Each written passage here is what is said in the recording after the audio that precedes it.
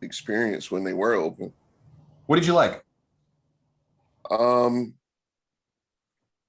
Even if, you're sitting there, you got your food, and you realize that you don't have somebody, if you have something, if you see someone around and you just ask for it, they'll go and get it for you.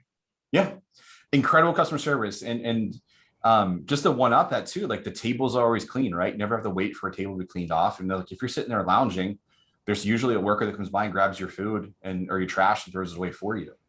Um, Excellent customer service in that regard. And you remember was at the corner of each table at Chick-fil-A? Every single table had one. Flower?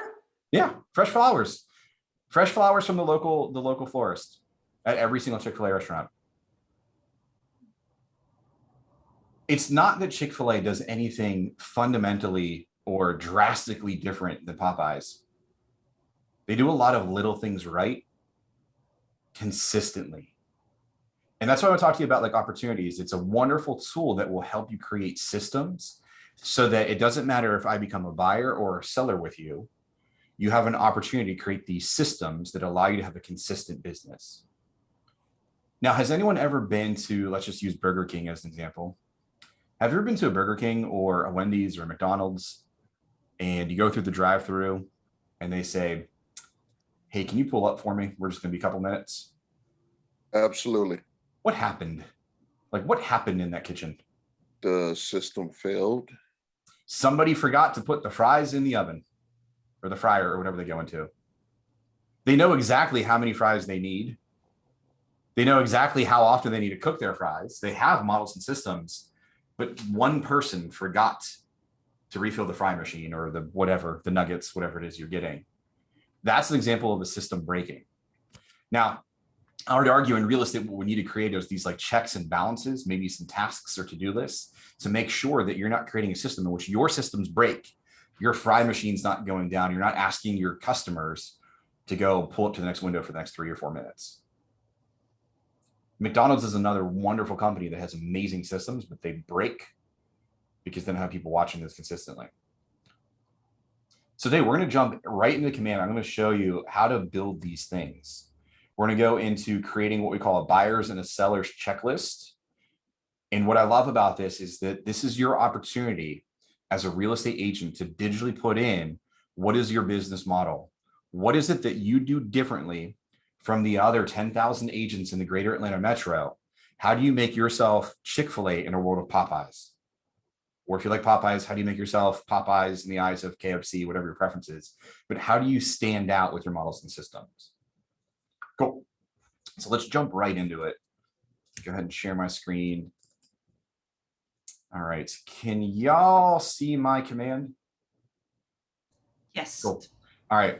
I'm going to try and work on my Ethernet today. If at some point my screen sharing is not working, let me know. It seems to be an issue when I'm hardwired. So if that happens, just go ahead and cut me off, shot me out. I won't know that I'm behind. All right. So if you missed the first 2 classes, the one thing that would be really, really helpful for today's session is if you have a contact in command. So if you're not already a contact already, go ahead and put yourself in really quickly. We're going to walk through creating an opportunity. Before we do that, I'm going to walk through what is an opportunity. I'm going to show you what that looks like and what the pipeline looks like before we go into the how to of creating one. Because I think when you have a general idea of what it is that we're trying to do, it makes a lot more sense when we go to create it. So we're going to start with like a general overview, but the opportunities tool is this handshake icon right here. Now, it used to be different. It used to look a lot more like a handshake. It looks more like fun wrestling today. But either way, we're going to get to this opportunities tab, and we're going to jump right into the next screen, which is our sales pipelines. Cool. All right, so I have a bunch of teams. So let me just go ahead and I think you're lagging. Sorry. There it is. Okay. I'm going to stop sharing. I may cut out for about 1 second. I need to pull my Ethernet cord so I go back on Wi-Fi.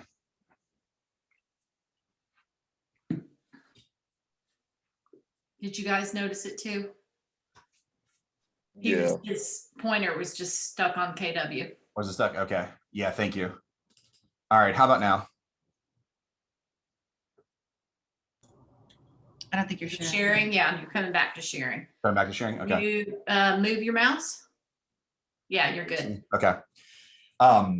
There was an Apple update that has broken Zoom, and it's only if you're plugged into an Ethernet. So tech issues. All right.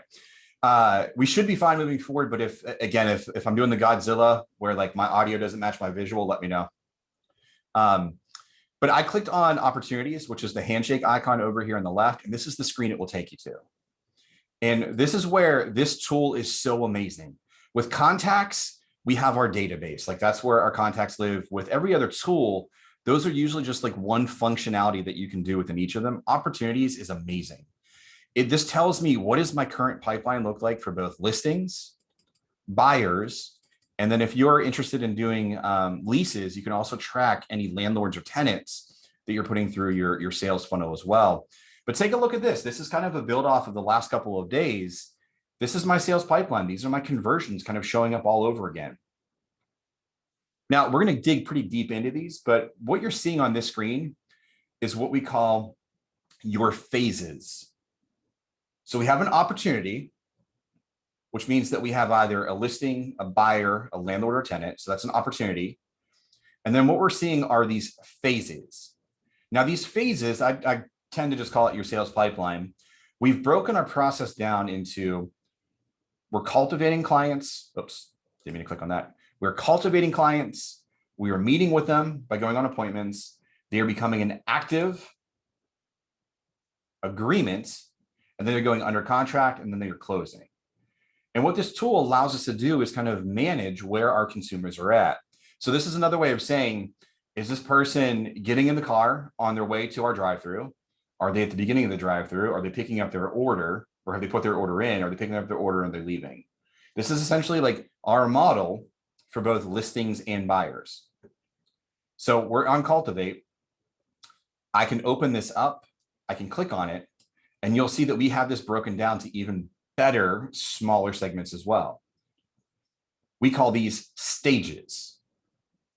So opportunities, phases, stages. I try to remember that as easily just by saying ops, OPS, opportunities, phases, and stages. It doesn't really matter a whole lot, but just in case you want that information. Now, if you're doing this along with me, if you're playing along at home, you may have different stages in here. Yours, when you first create a command account, will say something like watch, nurture, and hot. For me, that made absolutely no sense. If I'm cultivating somebody, are they hot or are they warm? Like, I don't know. That didn't work for me. So I was able to come in here and edit my stages. And this is, we're going to do a test one here with just the cultivation, but I'll show you what it looks like when you get an active listing. This is a way for you to kind of say, okay, if I'm putting somebody and I'm creating an opportunity, how far out in the future are they from listing with me? Now you can edit these by clicking the edit stage button up here in the top right. And you can literally customize this to anything you want. My brain works in either months or days. So I replace everything that said warm, nurture, or hot with 1 to 2 years, a half a year to a year, 90 days or 3 months to 6 months, and then 90 days or less. My brain operates that way. It's super easy for me. Now, if you want to edit these where you're say watch, nurture, or hot, you'll see those there. And you just click the pencil icon and you can edit those. It changes to whatever you need to. And let me change that probability there. You can also add stages. So if the 3 stages that you're given is not enough and you want to add a 4th one like I did, you can just click the add stage button and you can name this something else too, like long-term investment or long-term estate sale or long-term, I don't know what else you may use this for. But I would put this at position 5 and put that at like a probability of 1. And again, that's kind of looking at our conversion rates again of like, what's the chances that if I get somebody in this stage, that this thing will actually sell. And you can add these as many as you want to. Questions on this so far? Is this making sense? I can probably make it seem a little bit more sense as we go into listings, but you get the idea. We have an opportunity. The opportunity is we have a buyer or seller. We can Yes. then put them into our phases. So you may meet with somebody and they may come immediately an appointment. You can jump them right in there. And then we can edit these stages, which are interior to these. So this is where I have mine that are 1 to 5, and then the days of the year. Now let's think about this. The last thing that you want to do becoming a real estate agent is just be like every other real estate agent.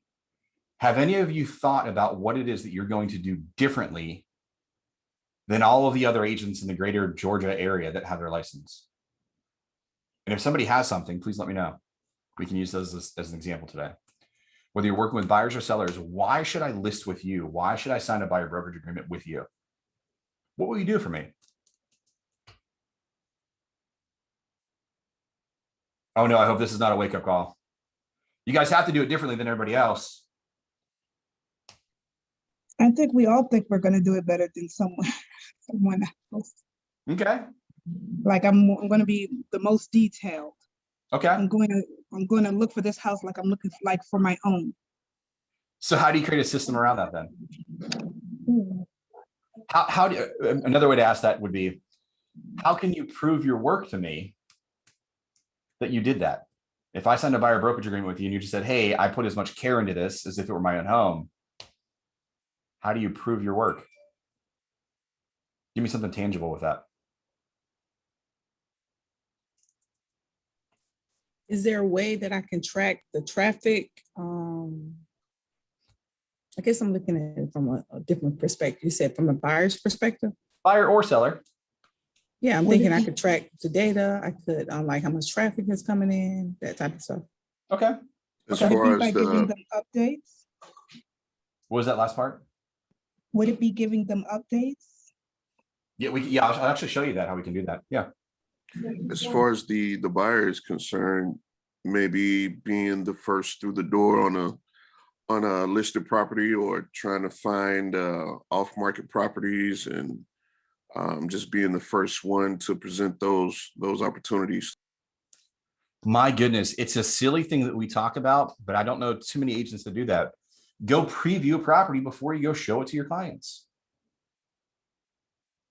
How much of a greater experience would it be if you were to work with a real estate agent, and let's put on our buyer's hat, and before you met the agent at that property, they said, hey, I think you're going to love this one. I already took a look at that master bedroom and it's everything that you wanted. I took a look at the backyard and it checks off all the boxes you were looking for. So what you can do, for example, for buyers, then let's just say that you would put that probably underneath your active stage. When I click on this, right now we have a get to know you survey, which is something you may want to do. Searching, showing, and negotiations, which may be your 3. But what if you were to come in here, click edit stages, add another stage that says preview properties.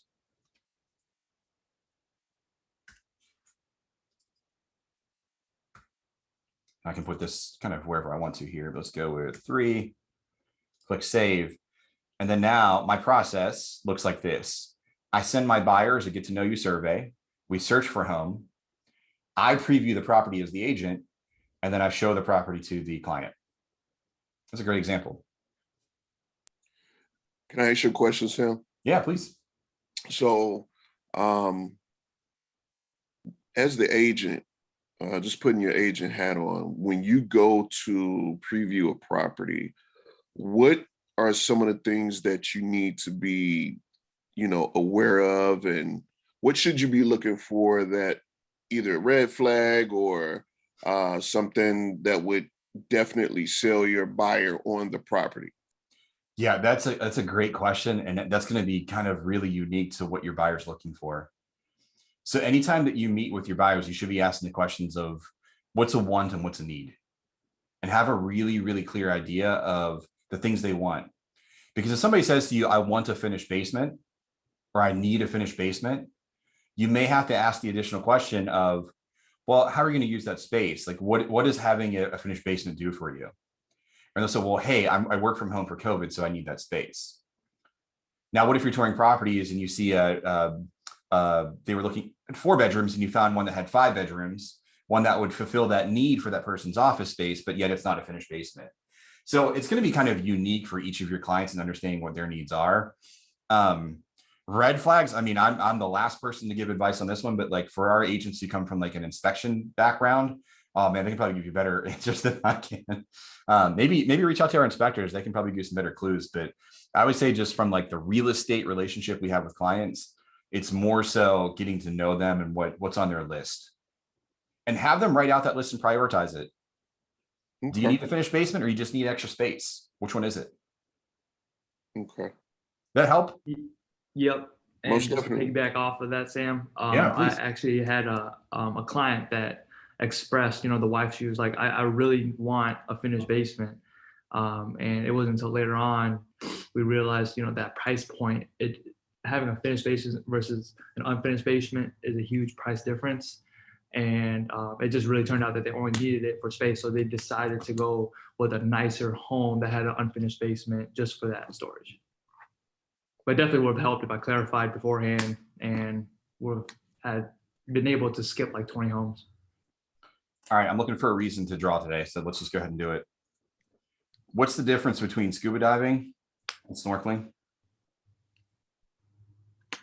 One is totally submerged. Yeah, you go deep. You go deep. I just want to show off my noodle drawings. Yeah, so the best way to go scuba diving, it's always best to go scuba diving versus snorkeling. Ask multiple questions, ask follow-up questions, never accept the first answer. What's the most important thing to you? I need a finished basement. Why? Why is that important to you? I'm not pushing that. I just want to know if there's maybe another space or another opportunity that I want to make sure that that's something that hits the needs list versus the wants list. And you may build something out like that in your get to know you survey. Honestly, that's probably where your buyer's consultation, when we go back to appointments, you can build out some additional systems in here too. Right now I'm inside of appointments with my buyer. You may want to create one here that says like deep dive into buyer consult. Let's take a tongue-tied. Take a look at listings, because sometimes I think this is a little bit easier to have a conversation too about listings. So if I'm coming in my listings and working with my active listings, here's some of the previous classes that we've come up. So we've had some classes that do pre-marketing. This is something that you may want to do right now because the market's so hot. If you get a listing, you may want to start marketing it internally to your Facebook groups or to your network before it goes active. You may offer staging. That may be something that you want to offer to your clients. You may or may not offer a virtual tour, like one of those 3D Matterport cameras. Those things are pretty popular. Those were really popular exactly 1 year ago when we were in lockdown for April. If you didn't have a Matterport, you're kicking yourself wishing you did. Professional photography, if that's not in here, it should be. I may have deleted that one last week.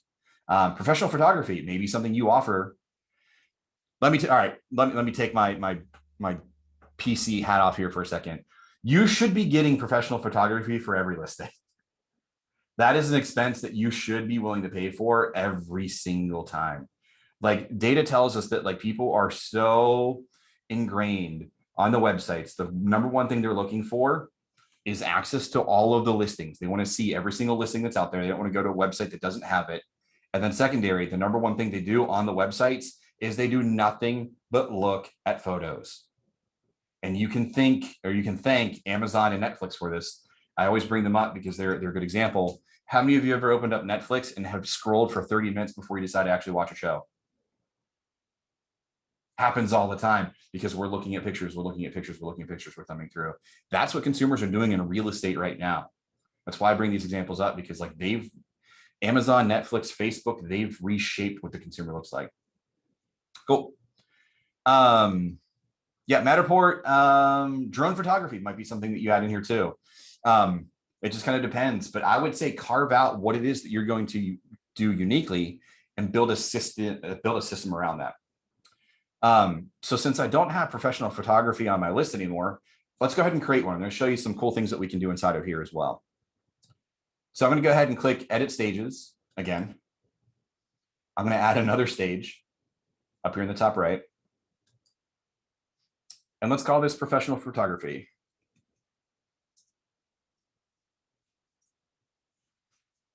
Probability, let's just go ahead and say that everyone who gets that, I still have a 5% chance. And let's go ahead and put that at my number 2 spot. Now, what's cool about this is you create these stages. I can also create my checklist around this. So let's say you're going to hire a professional photographer to go take photos of one of your properties.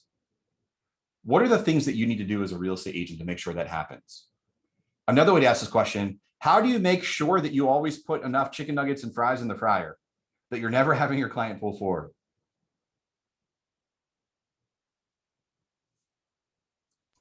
Document your system here. Let's talk that one out loud. If I'm going to hire a professional photographer every time I have a listing, what are the things that I need to do as a real estate agent? Call them as soon as I get the listing to schedule it. Yeah. So I'm going to click on add item right here. I'm going to create a checklist. So number one would be schedule the photographer. I think telling them what the feature is in the house, like the screen porch or the kitchen or the item that you want to be highlighted. Okay. Are you saying that to the photographer or to the client? To the photographer. Well, getting it from the client, or at least confirming it with the client based on what I see, and then communicating it to the photographer. Okay. So you could call that schedule the photographer, or you can call it, contact the photographer, and you can lump those two things in together, or you can build those out separately too, if you want to have a separate conversation with that. What are some things that you may have to prepare the client for with working with a photographer? Decluttering. Declutter. Yeah. So if staging is not something I offer, I probably at least need to know how to prepare my client for getting photos of their house done.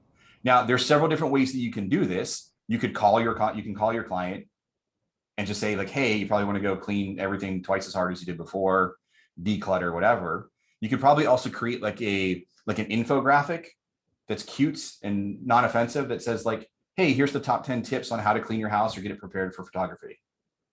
So there's different things that you can tie into even the things I'm creating today. I always lean with like my marketing background. So I would say like send prep for photo email. And then I would know that I have this templated email with a fine graphic that says like, hey, scrub your toilets twice as nice, go put all your toilet seats down, go turn all the lights on, go open up all the blinds to get prepared for your photo shoot. And then let's say that the photos are done. What would be one of the things that you would want to do the second that you get your photos back from your shoot? Go over them with your client. Yep.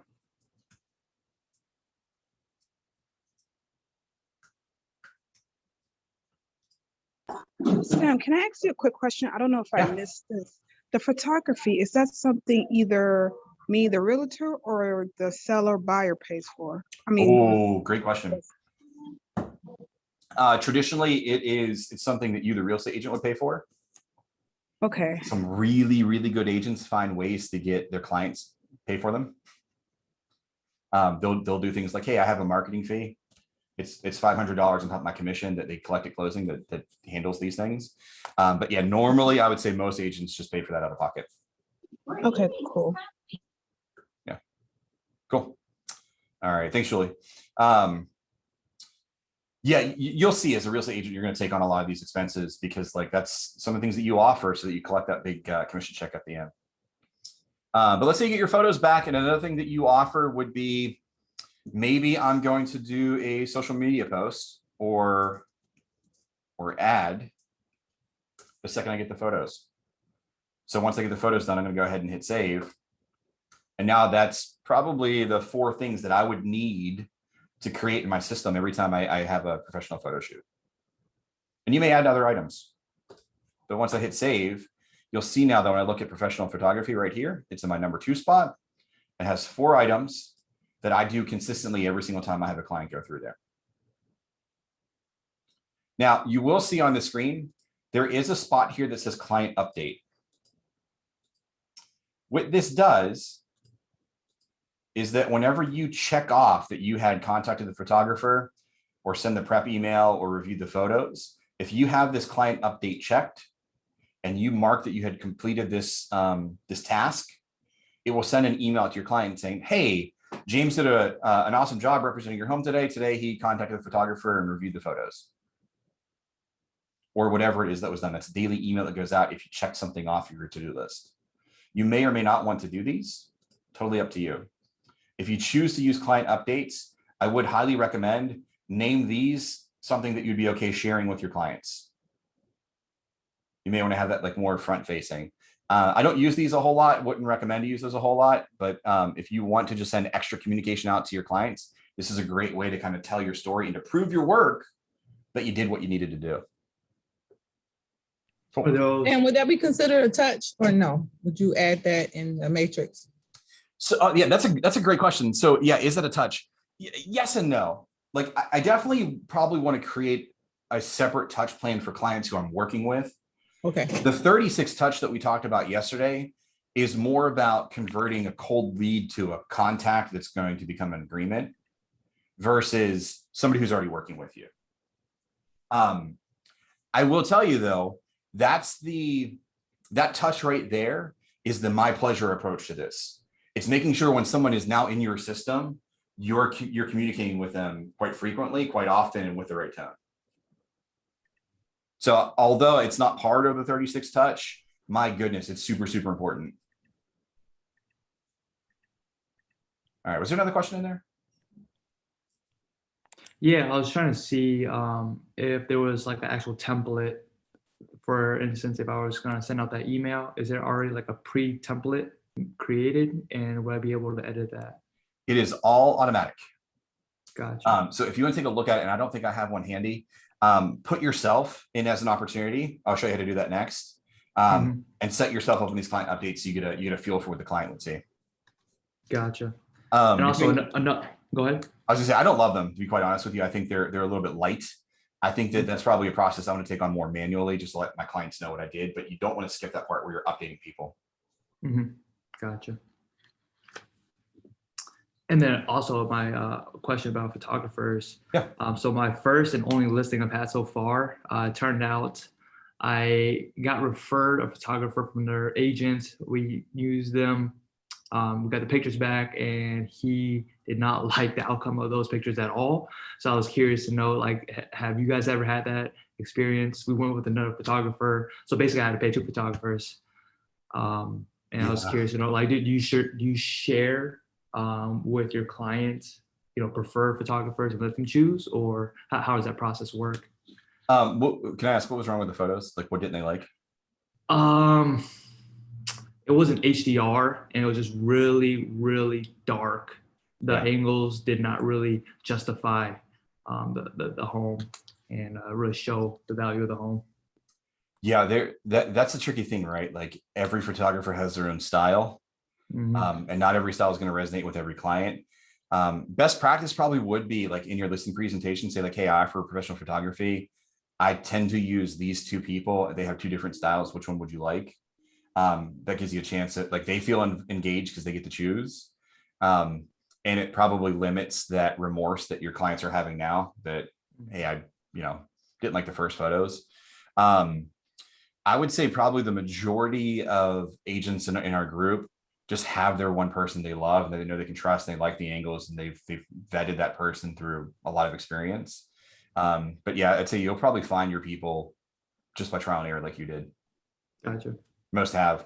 The Georgia Legacy Group Facebook page is a wonderful place to go ask questions like, hey, who do you know is a good photographer that services whatever area? You'll get a lot of recommendations from our top agents that like have gone through that trial and error, so you maybe don't have to. For sure. Thanks. Yeah, cool. All right, so let me go back now. I'm gonna go ahead and back to my opportunities. Now, there will be some instances that you may offer something to your clients that I call the sweetheart deal. We have a couple of experienced agents in the room. Craig, is there anything like you've ever done for a client that you don't do normally? I'd probably say it's going to be a case-by-case basis, but I do tend to do a few things more special for close family friend type deals than I would on just the average client, because they're probably going to be your best cheerleaders to help bring on additional clients in the future. Yeah. Anything like you've ever done that was absolutely insane that you would never do for another client, but like you did it for them, or something that stands out? Well, something that stands out. I've done like Bomb Bomb Big. I use the example of like burying St. Joseph. That's not something I would do for every client, but like Yeah. if I have one client that asked that, I would absolutely do it. I did I had hired a painter to do a mural of the house that they were selling. So they had that for a memory as their closing gift. Okay, So cool. Okay. All right. So that may not be something you would do for everybody, but that was a one-up touch that you did for just that client. mhm. So there is a way inside of Command that you can kind of track those things as well. So like you saw how we just built out our current checklist. Like for example, we just did professional photography. If I were to move a person into here, you'd see that I have these 4 things that I need to complete for Sue. Now, what Craig is saying, like if you're going to do like a mural for them, that would probably live somewhere inside of probably when you go under contract, but you can create these one-off things that do not impact your overall model. So for example, underneath appraisals, you can see in my checklist, I literally have nothing that I do here. I haven't created a system here, but if I wanted to give a sweetheart deal for just Jim, I can click on the checklist right now and add that one item for him. So this would be paint mural. Personally, I'm going to paint it. It's going to be terrible. And I can hit save. And now only Jim Halpert will have that checklist. Whereas if I move Sam backwards, he has 0. So this is a way that you can kind of create these sweetheart things that maybe you promised long ago inside of your listing presentation that you can build out for future, like when you go under appraisal or wherever it makes sense in your pipeline. Again, just to reiterate that, like one example I do is like, if I have an active listing, if someone says they want to bury St. Joseph for good luck in their front yard, maybe like under the drone photography, I can add that one here. Click add item.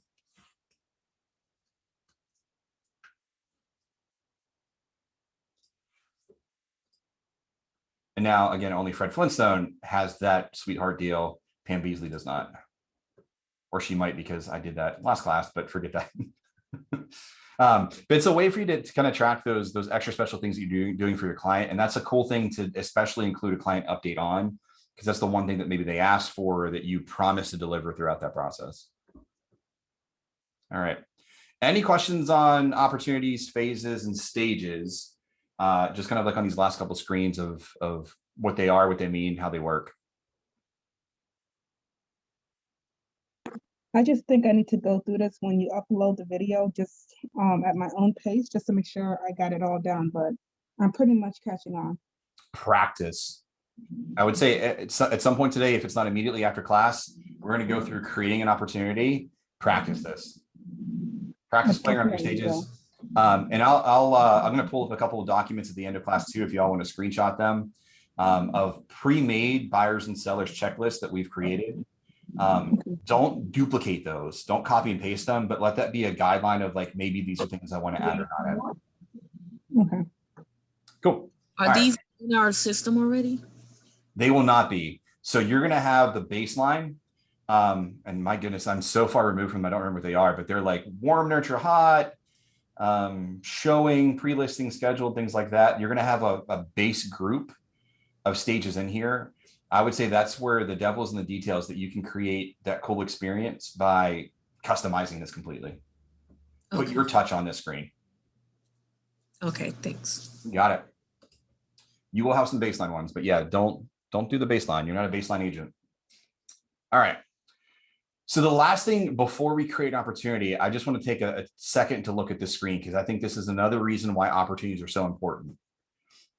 I'm just going to look at listings for now, but you could look at listings and buyers and add these two together. But let's take a look at my life as a real estate agent. I'm currently cultivating 11 people. What does cultivating mean? Probably should have asked that question 20 minutes ago. What does it mean to cultivate a lead or to cultivate an opportunity?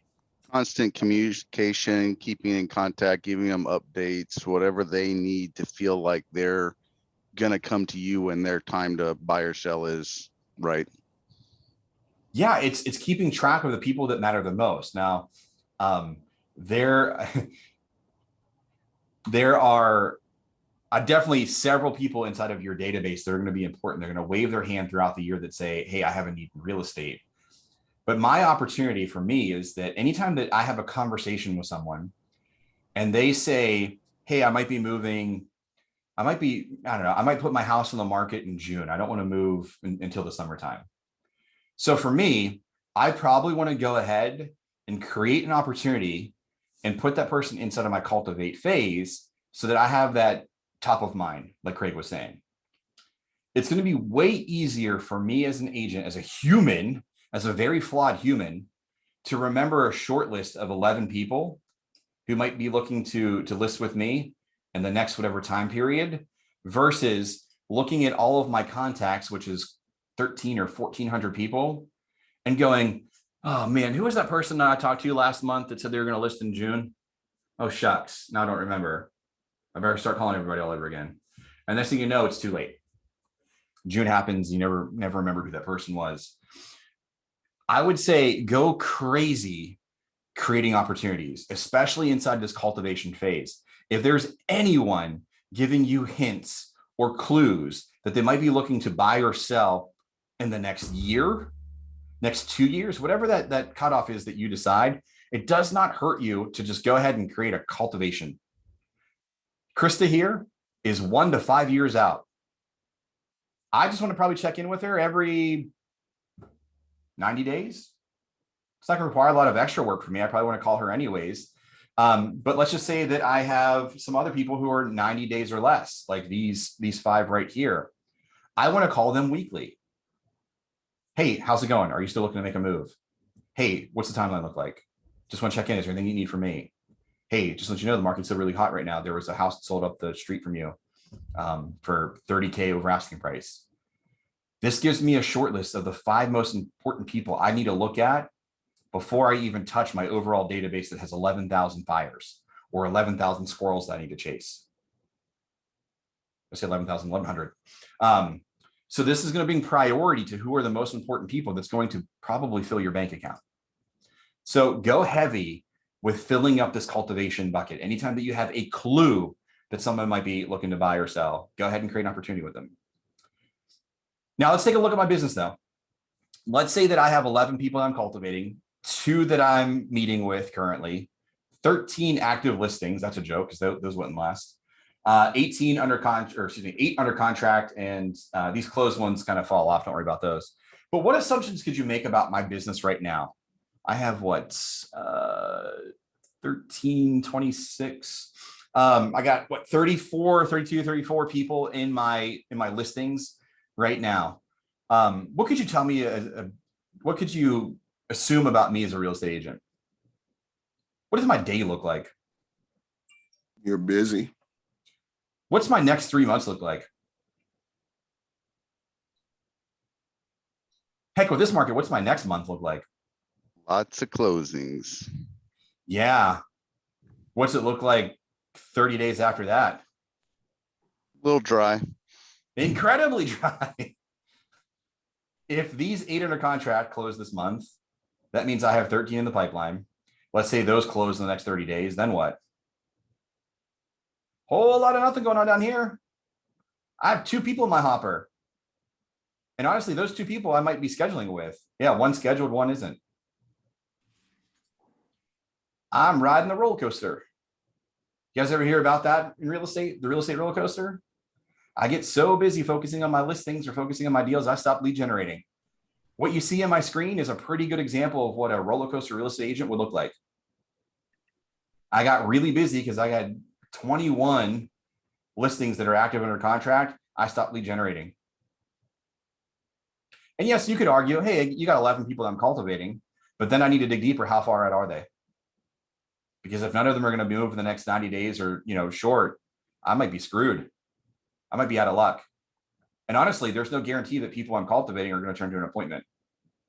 And we know that we got to be constantly feeding each of these hoppers consistently. This is another breakdown whenever the fry machine or the ice cream machine breaks at McDonald's and you got to pull forward to the next window. Fill these up consistently.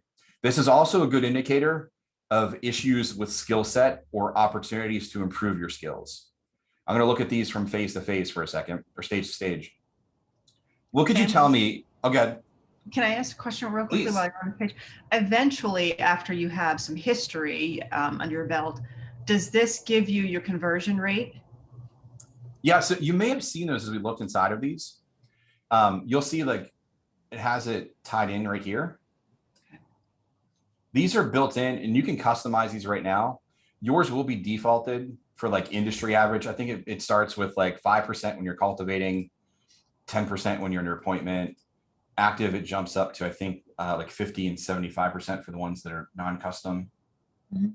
And then once you go under contract, they're like 90%. And what's cool about, and we'll just jump to that real quick.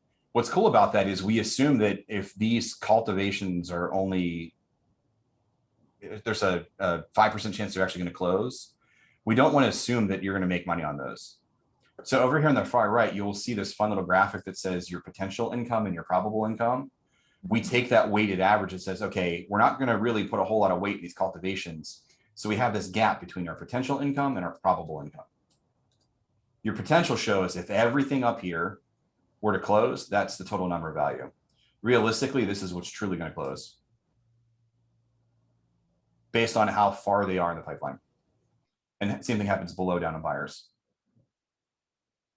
So in all, not bad for a fake pipeline here with a lot of fake opportunities. I'd be happy with that income, but that gives you an indicator of what's my gap. If everything closes, yeah, I'm going to make over 360,000, but right now it's looking like I'm probably going to make about half that. But take a look at this. So what if I'm cultivating a lot of folks, a lot of listings right now, and I'm not getting appointments? What could you tell me about my skill set? Not converting them, not pushing them in the right direction to jump on the horse and get riding. Oh, I'm afraid to close, Craig. I'm afraid to close. I'm really good at calling people and identifying that maybe they have a forward need, something happened in their world in which they may have a real estate opportunity, but I'm not closing them on the appointment. I'm not asking the question, what would it take for me to sit down and have an opportunity interview for you to list your home? The shift book, once again, that one comes up in my classes. There is a tactic in here that talks about the 6 or 7 different ways that you can close. You don't have to master all of them. Pick the one type of closing that works best for you and use that one. Shift book, I'll make sure that I look that up whenever we get a break here, but take a look at shift, and then there's a chapter in there on closes, the different closes. If anyone has that handy, just shout it out. But yeah, thanks for now let's jump over to appointments. What if I'm getting a lot of appointments, but I'm not getting listings? This one's a pretty obvious one. What opportunity do I have? What skill am I lacking? Same skill, you're not closing the deal. This one's a little bit more specific. Presentation. Yeah, who just said the last one? Me. Who? I'm sorry. Dwayne. Dwayne. Yeah, my listing presentation sucks. It's terrible. If I'm getting a ton of appointments and I'm not getting listings, there's one thing to point at. It's me. Go ahead, Craig, you're gonna add to that? They could have a great presentation. They just could have a failure to commit to the closing again. Sign here, please. I still point that at the presentation. Yeah. The whole point of the present is to get the listing. It's just all lump summed into there. Yeah, it could be a microcosm of that. Yeah, you meet a lot of people, but you don't ask for the listing. Statistically speaking, though, because this is a fun thing, especially for those of you who are getting your first listings, I see agents panic when they get their first one. I don't know what to do. I got a listing now. Exhale. What's crazy is that statistically speaking, the hardest thing in the listing agent's world is getting the appointment. NAR does this research every single year, and the number hasn't changed in a bajillion years. Sellers interview 1.2 listing agents before they decide who they're going to sell their home with. That's not even 1.5 people. That's literally like one person. So statistically, if you get a listing appointment, most likely you're going to get the listing. That's the hardest part. The rest of this is pretty easy. We have productivity coaching and we have a ton of training that can help you get through the rest of that. But like, just know the hardest part's already done. If you get the listing appointment, you should get the listing. All right. I get a lot of listings, but they don't go under contract. There's usually one thing we can point out here. A lot of listings, no under contract. Wrong price point or Yeah, the bad. price point is bad. If we're playing Family Feud, that'd be the number one answer at like 98 points. It's a big one. Yeah. Don't know how to price. There are some cases it could be the condition or the location of the property, but most likely that's a pricing issue. Okay. I get a lot under contract, but not many close. This doesn't happen often. Buyers paying nothing. Maybe accepting the wrong offers. Could be. Could be. Condition of the house, like, yeah, bad inspections pop up. Like right now, this is happening because we can't get appraisals.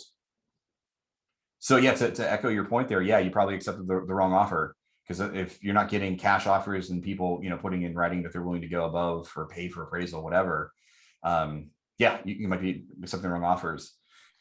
We saw a lot of this in the last shift in 2008. People were just in a buyer's market. People just walked away. Whatever, I'll walk away from $2,000 versus, putting 200,000 into a bad listing. People walked away a lot. So there is a skill set in here that you can learn from.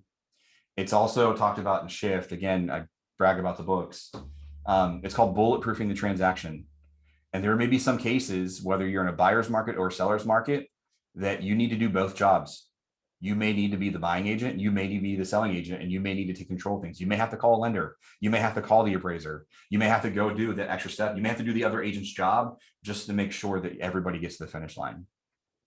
There are some instances you may need to do that. Best agents do it all the time. They don't care what market it is. They just dominate the transaction. Cool. All right. So let's go ahead and create one. Any questions on this? Was this helpful to go through this? All right. It was pretty helpful. It's just maybe creating one start to finish that would probably help a little bit more. Yeah, let's do it. Let's do it. So let's go ahead. And there's two ways you can do this. You can hit create opportunity right here. It's going to pull up this window. And this is freezing for me. It's going to pull up this too. Yeah, it's going to pull up this box right here, and you're going to fill out this information. That's creating an opportunity. That's the first way. The second way is you can go directly to a contact. So if you put a fake person in like we did yesterday with Bart Simpson, I can go straight to my contact. And you'll notice that I have his information that I put in yesterday. There's the smart plan that I put on him. And then you'll see that there is a tab up here for opportunities. And I can click this create opportunity button. And that's been breaking for me. Let me know if that breaks for you. But you can hit that same button and it should pull up that same box that we had before. There's always two ways to create opportunities. Let me go do the way that's working for me. So I'm going to go back to my handshake, click create opportunity, and then I have to fill out this information. Now, if you learn nothing from today, please listen to the next part that comes out of my mouth. These top 4 boxes, when you create an opportunity, are the most important. And most of these probably aren't even going to make a difference for you, but you have to make sure that you belong to the right market center, because I belong to 3. So this tells me where I get paid at or who's going to take this one. So let's just go ahead and do North Fulton for now. If I belong to a team, or if this was a team opportunity, I would see my team name here. So if you don't belong to a team, you're going to have the screen just like mine. This only impacts if you're on a team that, like, if I were to mark this as my team, Leanza would be a choice here, but not an issue. And the other important thing is opportunity type. And the reason for that is whenever I have this as a listing, you'll notice that down below, this says estimated listing price. When I change this from listing to buyer, that goes to budget instead. So depending on what I name my opportunity, what type of opportunity I'm creating, Command's going to adjust the rest of the play moving forward. So once I hit create, this will be everything that we do moving forward will now be based on a buyer going through my program, not a seller.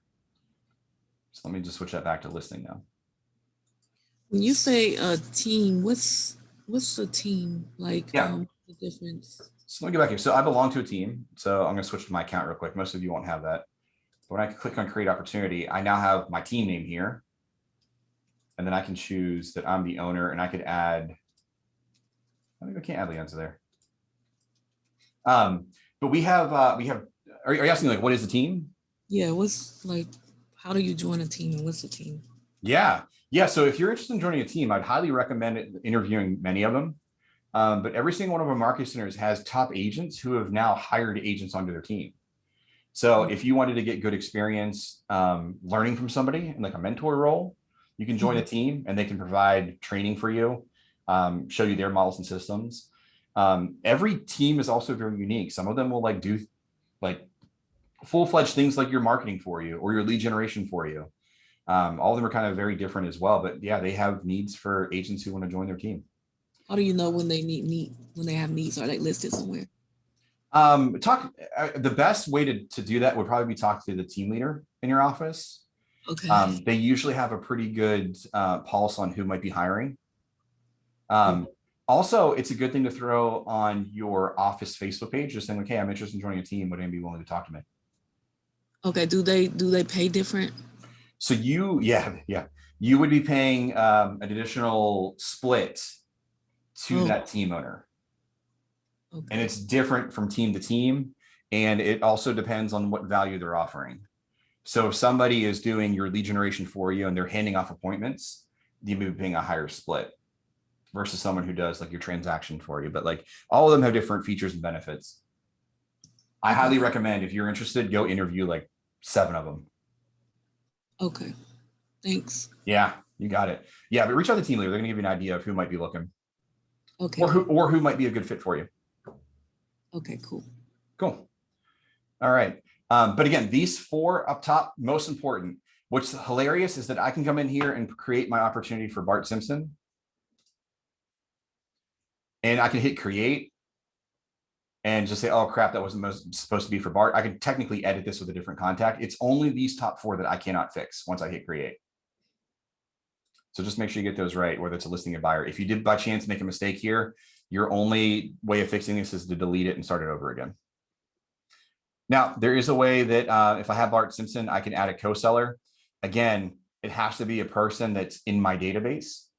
For those of you who were on the call yesterday, if you remember, I made Leanza Bart's sister inside of Command. So that's why she came up on this list. But I could come in here and search for anyone.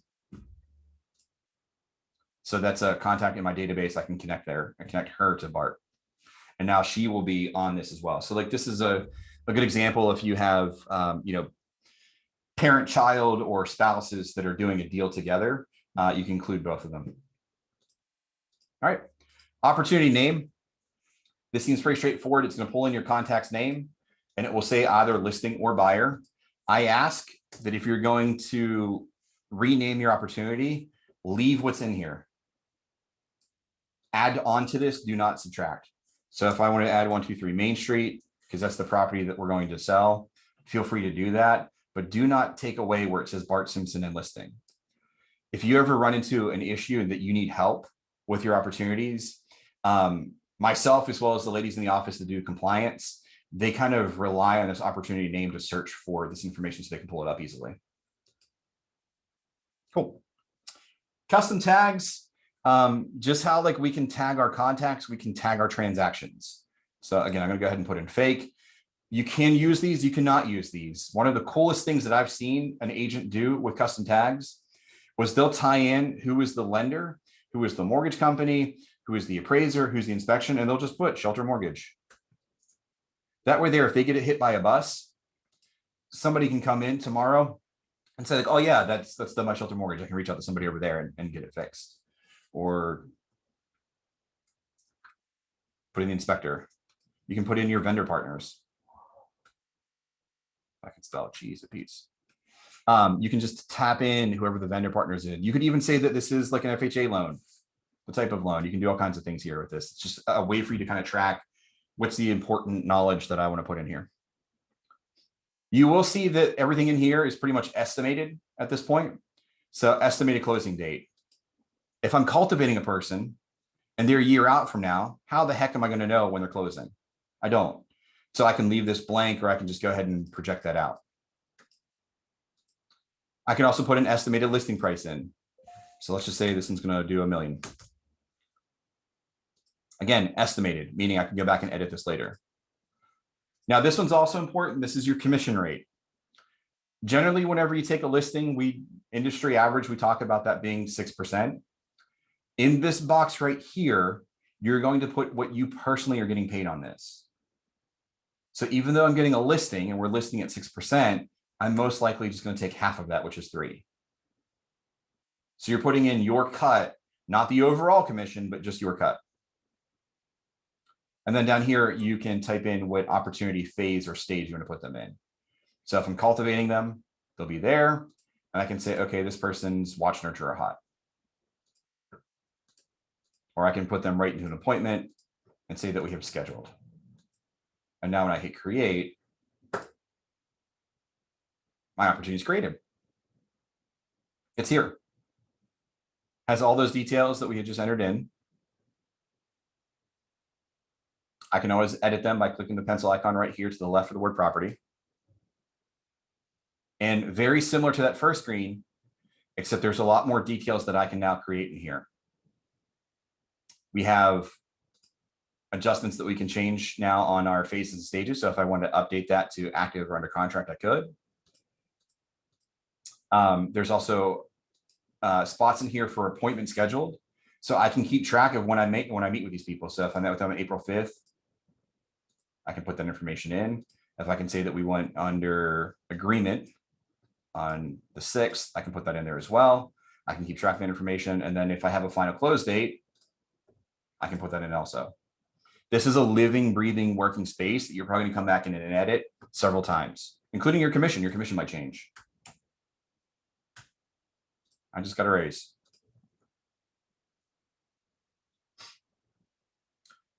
This tab is your details. When you've created an opportunity, you will see that we have seller profile, documents, offers and commission, and then notes. We also have timeline too. But these are all of the things that you're going to be looking at once you've created an opportunity. Now, these are almost kind of like chronological. Details is the first thing you're going to create. It's going to make sense. We're going to get the information in. It may be bare the first time you throw somebody inside of cultivation. You're going to come back and edit that. Seller profile, which is our next tab. This just basically tells you if this person's registered on your website or your app. It'll let you know their activity here. So if Bart was somebody who downloaded my app or logged into my website, I'd have the notification here that says he's engaged, he's done these things. Documents is a biggie. This is a very, very important tab that you'll probably spend a lot of time on. Now, if I'm not mistaken, I think I created this opportunity underneath the Chattahoochee North office. So my screen may look slightly different from yours. All 3 of our market centers require different forms and they name their forms different things. So if your screen's slightly different from mine, that's okay. That's intentional. But this is the place where you will upload your documents once you've got them signed. Now, what I want to point out is that this is kind of like your compliance checklist. This is where you'll come in and see what are the things that I need to turn into the office. I will give you a little hint here too. If I were to click on exclusive seller listing agreement, all this does is show you what that form looks like. This does not let you type in anything. This is a sample or an example of what the doc is, just in case you're not sure. Those don't really do a whole lot for you except give you some previews. But this is what I'm really looking for. If I'm going to take a listing, what are the things that I need to turn in? And in this case for the office, I need a listing agreement, the disclosure of marketing services, a seller's property disclosure, and a copy of the FMLS printout, copy of the Georgia MLS printout. You will see things that they're in, you'll see that there are things in here that are both conditionally required and optional as well. A good example of conditional would be like your lead-based paint. That's something I only have to turn in if the house is of a certain age. I don't need to turn that in every time, therefore it's conditionally required. Now, here's the thing. Command does not care where you get your paperwork signed. Command has an integration with, and KW has an integration with Docusign. That's the company that we offer for free that you can use. And I believe Leanne has probably created this for most of you, your Docusign connection. So when you click this button that says start a transaction, this will create and open up a Docusign tab in which you can go in and get your paperwork signed. You do not have to use Docusign. Command does not care. There is one website I care about personally. I'm going to get on my soapbox and talk about for a second so that y'all don't use it. But .loop is not the answer. .loop is a competitor to Docusign. It is the company that we used to use to get our paperwork signed, and it was dynamite. It was awesome. .loop rocked my socks. However, .loop got purchased by Zillow. And so by using .loop, you are freely giving all of the data on those documents right over to our biggest competitor. I would highly recommend use Docusign. You can use Remine through the FMLS as well. You could use old pen and paper. It doesn't really matter. The key thing that we have to do is just make sure that we upload these documents back into Command for compliance. And the way that works, remind everyone, Docusign log information.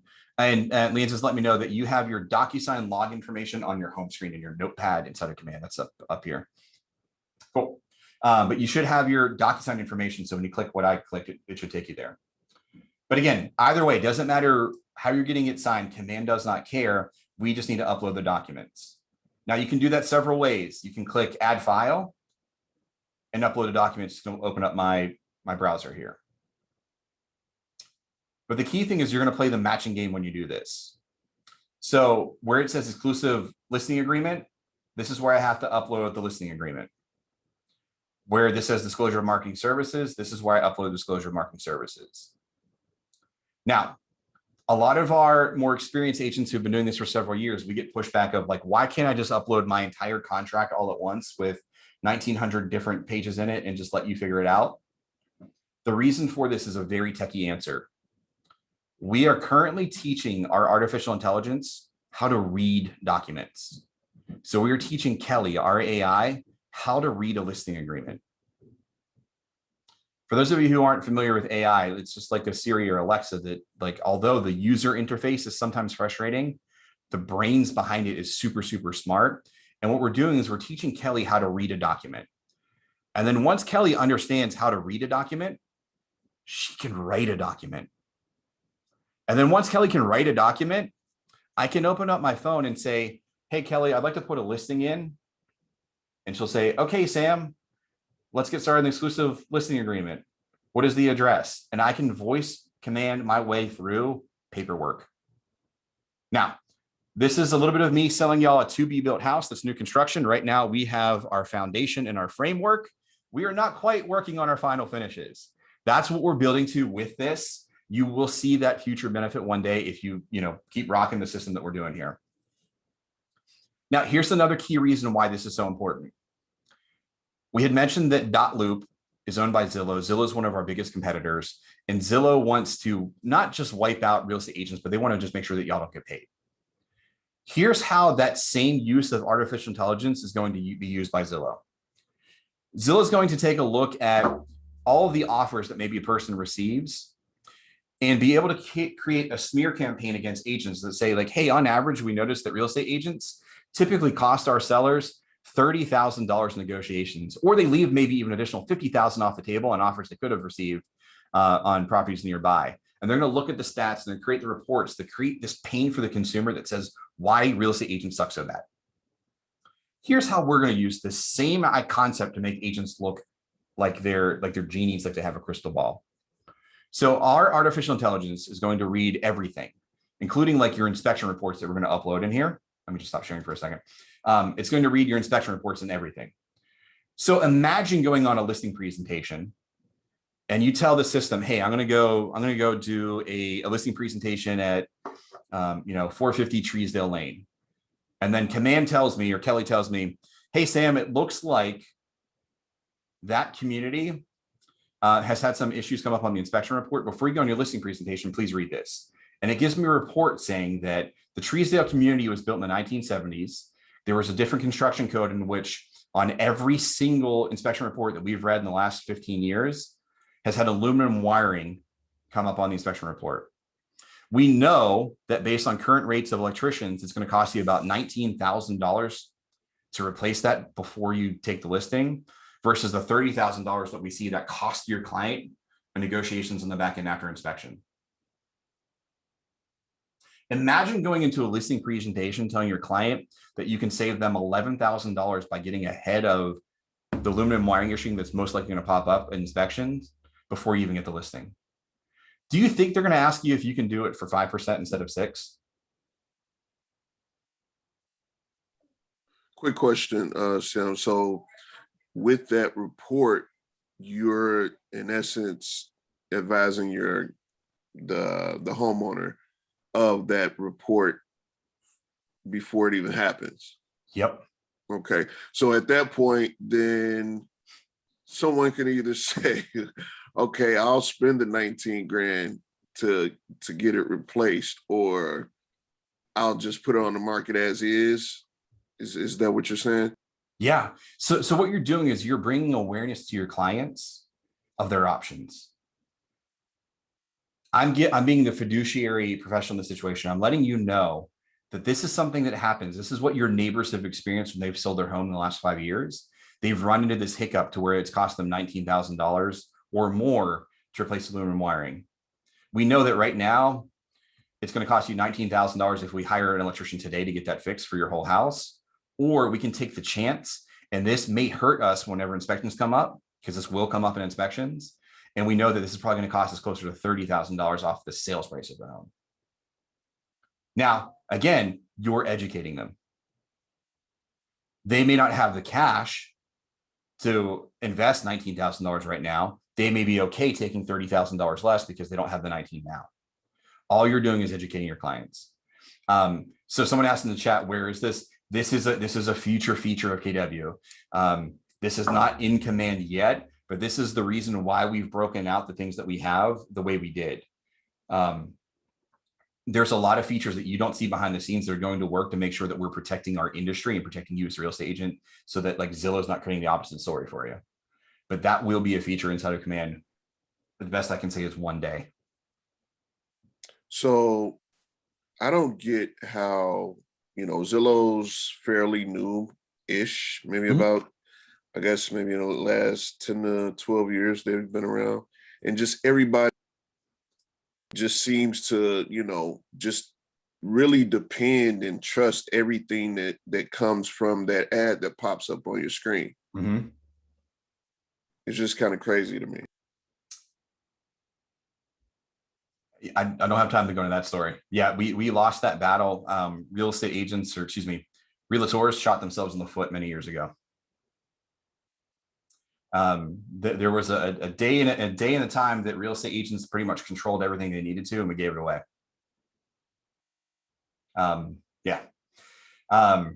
It's going to be a battle to get that back. There's going to be disruption to our industry. We'll see that in the next 2 years. There's only going to be a few of real estate brokerages left standing. The ones that have invested in technology like KW has, we're going to be in very, very good position. At the end of this, you may not see it, but like Zillow is probably a bigger disruptor for like a Coldwell Banker or like a Century 21, companies that have decided that they're going to get a new logo instead of invest in technology. That logo does nothing for the agents long-term. You guys have made the right decision and right choice to come to KW. We're doing everything we can to make sure the future's, relatively undisrupted for agents, and we're doing what we can to make sure that we have a space in that new world inside of real estate. But yeah, you're right. Zillow's carved out a nice little path. The last thing I want to share with you on documents, just notice too, one of the things that we've kind of branched out is that I have a listing folder on the left, an under contract folder, and a close folder. Each of these are different parts of like when you'll upload things. So when I get a listing agreement, I want to go ahead and upload that listing agreement. I then want to turn it into compliance. So I'm going to go ahead and hit add file. Let me just upload one real quick.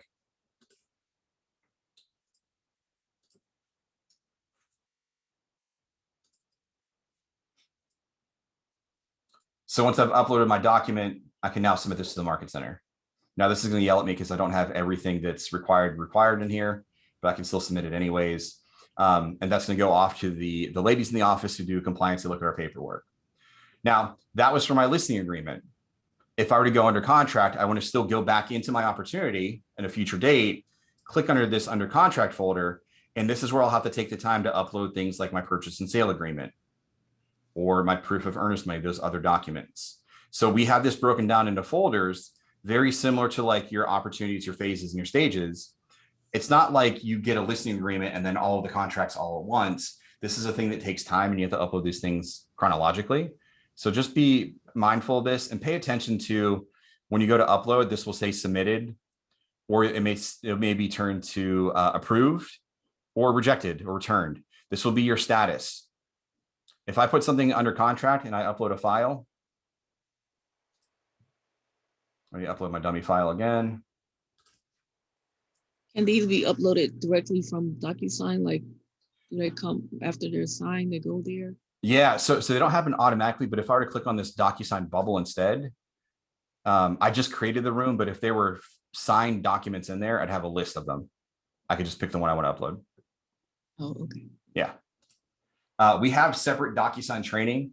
If y'all want to go ahead and get a jump start on Docusign again to practice that one, again, we have a YouTube playlist. If you go to transition to docusign.com, to docusign.com, I misspelled that.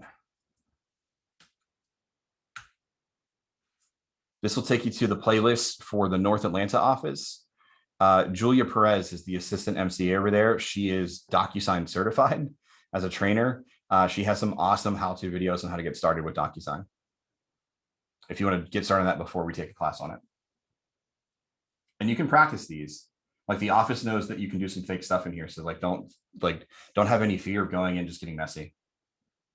Transition to docusign.com. Okay. The last thing that you'll have is once you've uploaded all of your paperwork. Oh, I'm sorry, I missed my beat here. You'll notice that I uploaded that dummy file, but I did not submit it to the Market Center. Command is smart enough to tell me that I left this open.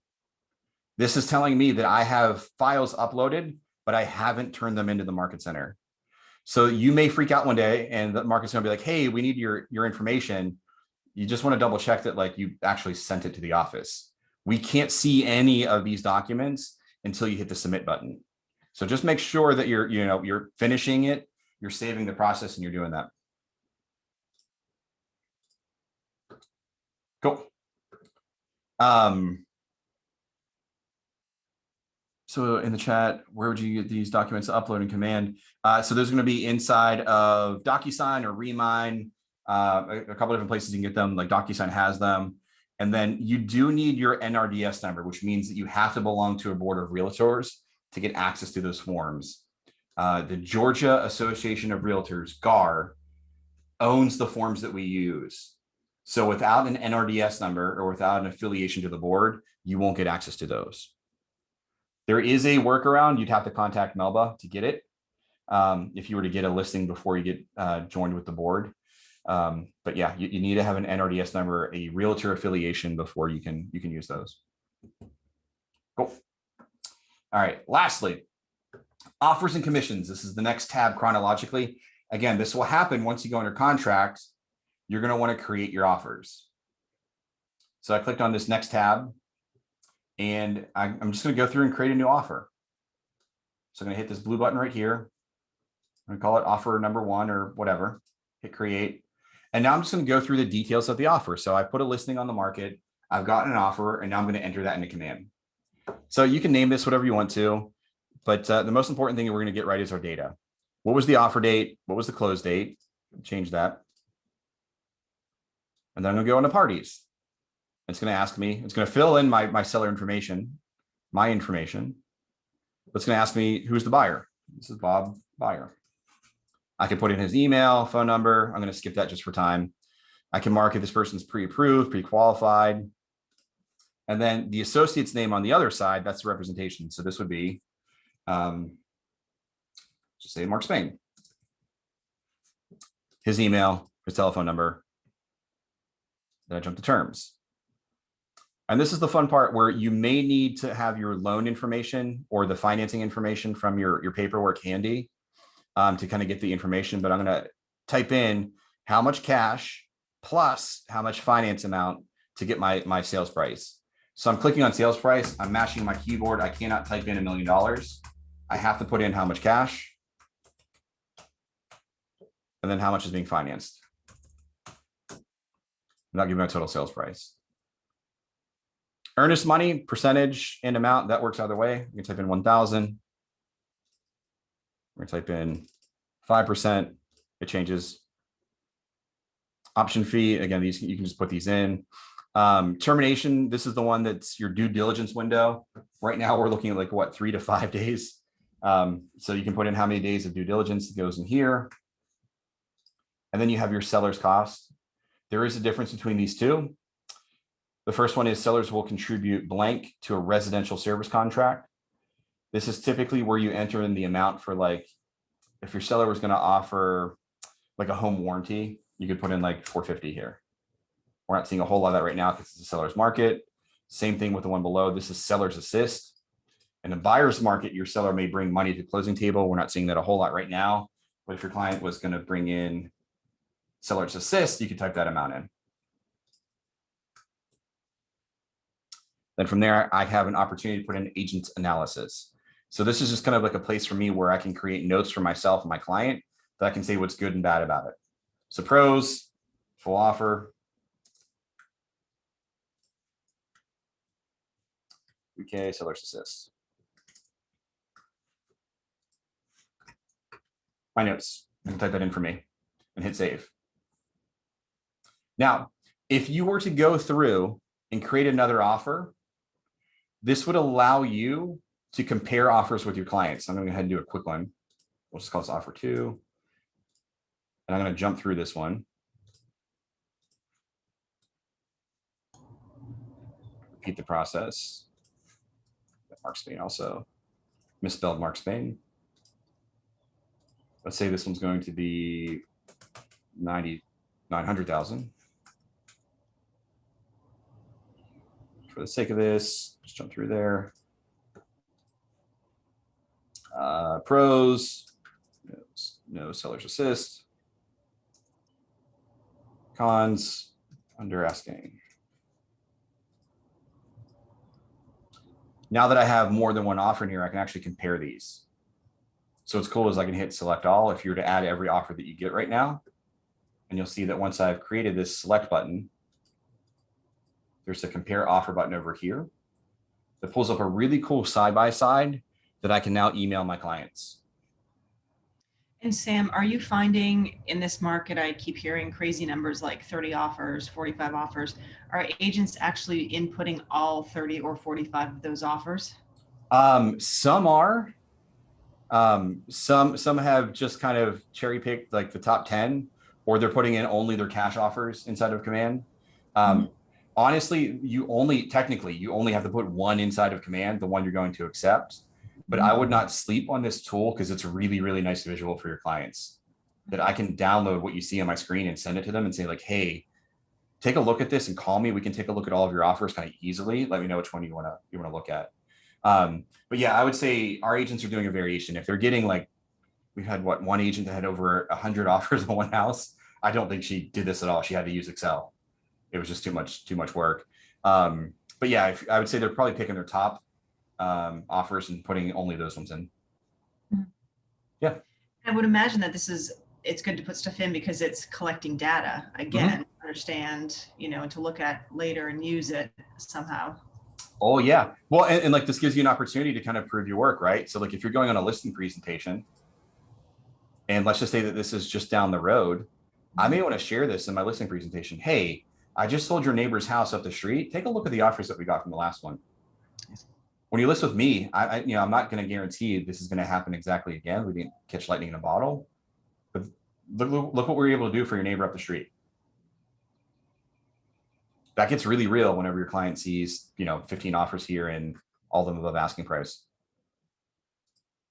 Not to mention they see the value that you have in the organization of comparing offers pretty easily. But let's go ahead and accept this bottom one here. Let's say this is the one I'm going to accept. When I hit the accept button, it's going to black out the others. It moves that one up to the top. So it says now I can manage my commission. And this is the part where you're turning in essentially like, this is why I want to get paid to the office. You're turning this into the back office of like, hey, when this closes, this is what we're going to break it down to. I did get an error. So apparently my contract date did not pull in, and I'm missing a listing. So it's going to tell me what I'm missing. But what I'm going to do is going to go ahead and edit. So I'm going to click edit information, put my contract date in that apparently I didn't get.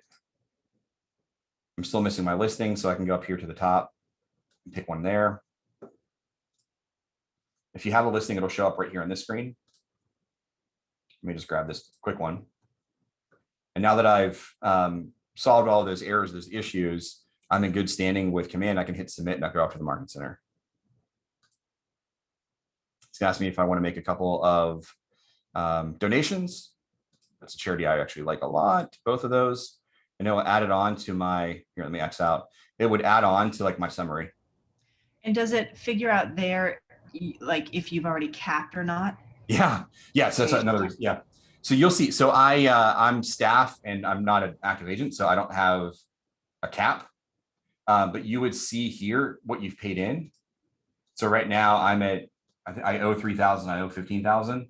I haven't paid anything yet. So it still shows that I owe 13 and 5 or 13 and 15 or 3 and 15. So if this is like your third or fourth deal, you would see an actual and a balance in here. So you'll know exactly what your paycheck's going to be after all of the cuts. And if you've capped out on your KW cap and then your Market Center cap. And this Yeah. might be a topic for another day, but Okay. I'm going to make an assumption that there's some sort of end of year summary that I can pull for tax purposes, just so that I can understand like what I made and what I made for commission. And Yeah, that's a great feature. I don't know that we have that in Command. If that's something that you would like to see, I would highly recommend, there's a website, if there's anything that you want to add to Command, go to, oh, Leanza, I'm blanking. Help me out here. You were my left brain. Is she still in here?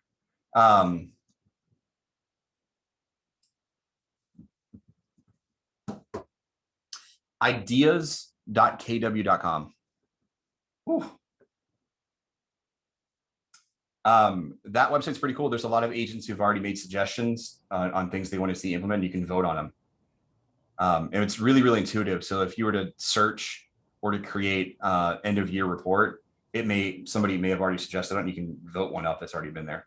And the tech team looks at it.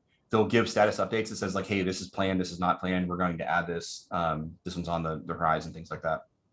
so this screen here is simply for this particular transaction. Yes. Yep. However, it does show you at the bottom, it'll just manage the cap, but that's it. It's not really doing anything beyond this specific transaction and what portion goes towards your cap. Okay. Exactly. Yeah, this is per opportunity. Yep. Yep, exactly. Now, some things to be mindful of this is that you can edit these. So let's just say that you owe a referral fee, or you're in productivity coaching and you need to pay your head coach. You can click this edit agent payment button. And this will give you a rundown of what's already in there, but you can scroll down and click add item. And I would add a referral, a bonus, a deduction, or concession. So I click on add item. I tell Command what it's going to be. So let's do inside referral. If I do inside referral, it's going to say what amount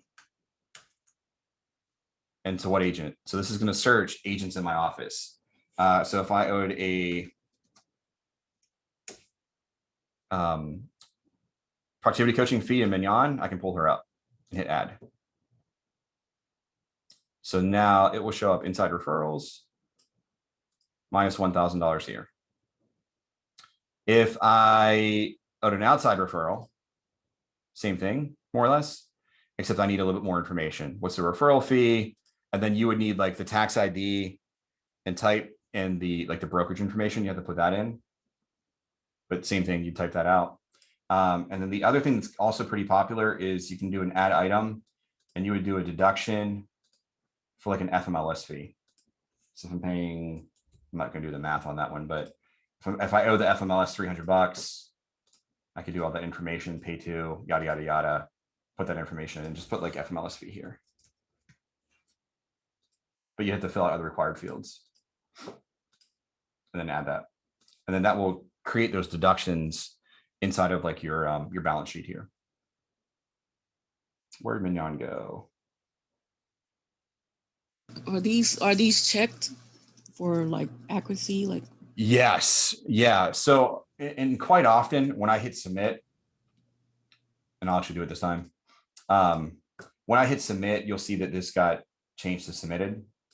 My only choice here is I can't edit this. I can only request termination. If you have any questions about this, just go ahead and reach out to your MCA. So if you're in North Atlanta, that is Lynn and Julia. If you are at Roswell, that is Aaron and Lee. If you're at Chat North, that is Kim and Linda Bess. They're the ones that take a look at all of these, every single commission request that's submitted.